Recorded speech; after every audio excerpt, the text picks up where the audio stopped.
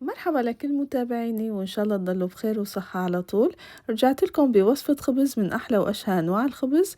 هو خبز الصمون الطري مثل صمون المخابز، رح نساويه بطريقة بسيطة وسهلة وبمكونات موجودة بكل بيت، ورح نحصل على صمون خفيف وهش مثل القطن وريحته رح تملي المطبخ.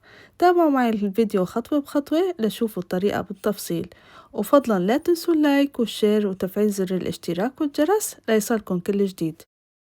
بالنسبة للمكونات بنحتاج ل6 كاسات وربع طحين أبيض متعدد الاستعمالات، كاستين مي دافية، معلقة كبيرة خميرة فورية، معلقة صغيرة بيكنج باودر، ونص كاسة زيت نباتي، وربع كاسة سكر، بالإضافة لمعلقة صغيرة ملح.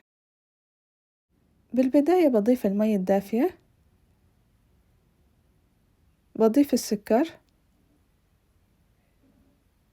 والخميرة، وبحرك شوي لحتى يدوب السكر والخميرة. بعدها بضيف الزيت وبضيف الطحين وبضيف فوق البيكنج باودر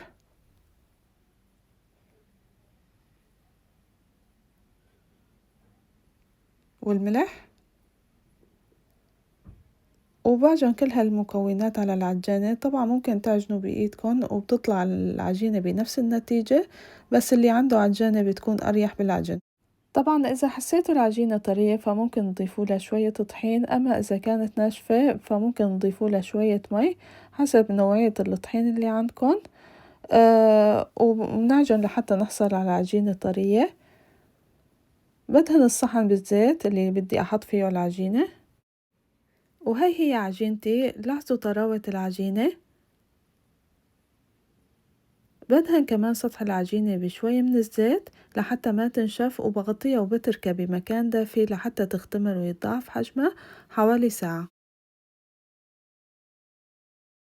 بعد مرور تقريبا ساعة لاحظوا كيف اختمرت العجينة وتضاعف حجمها وصارت بهالشكل. بفرغ الهواء منها وباخدها على سطح العمل.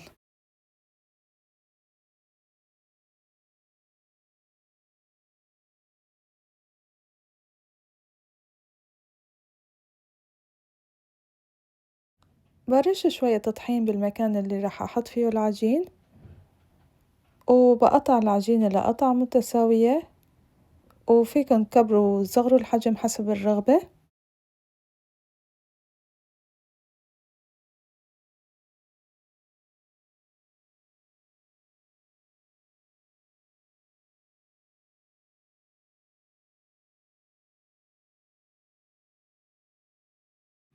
بعد ما خلصت من تقطيع العجينة بغطيها بالنايلون لحتى ما تنشف.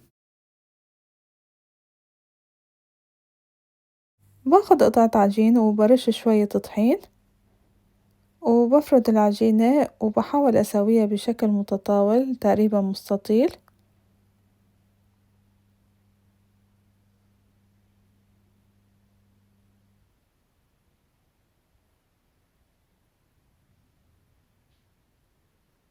لتصير معي بهالشكل. بعدها بلف العجينة بشكل رول بهالطريقة، وبسكر وبلزق كتير منيح طرف العجين، وبسكر كمان الجوانب لتصير معي بهالشكل. وبحطها بصينية مدهونة بالزيت أو بصينية فيها ورقة زبدة. وبرجع باخد قطعة تانية من العجين وبشكلها وبفردها بشكل مستطيل مثل ما نكون شايفين لتصير بهالسماكة.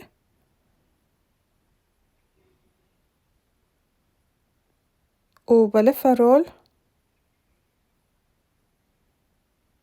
وبسكر كتير منيح الأطراف لحتى تصير بهالشكل. وبكمل تشكيل باقي قطع العجين بنفس الطريقة لحتى تخلص الكمية. عندي ملاحظة بعد تشكيل قطعة العجين، بحط طرف نهاية العجين اللي لزقته للأسفل لحتى يضل شكل الصمون مرتب.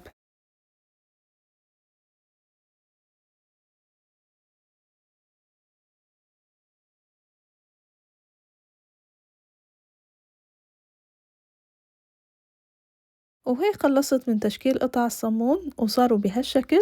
بغطيهم وبتركهم بمكان دافي لحتى يرجعوا يختمروا ويتضاعف حجمهم.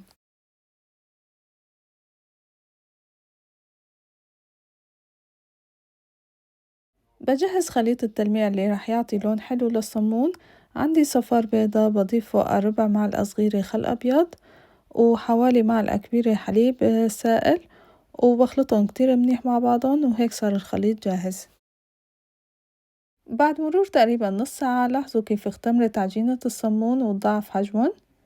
بشيل النايلون وبدهنهم بخليط التلميع اللي عملته مسبقا، وبحاول أدهن بخفة من دون ما أضغط على العجين بهالطريقة.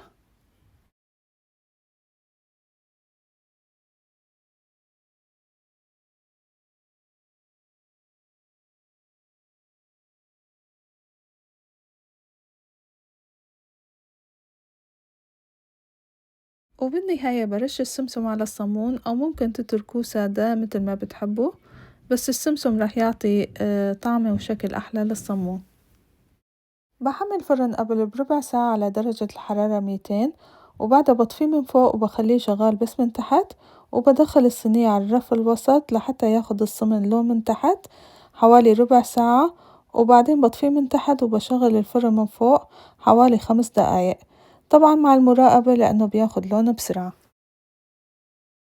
طلعت الصمون من الفرن بعد ما استوى، وهيك طلع بهذا اللون الذهبي الحلو والشكل الرائع.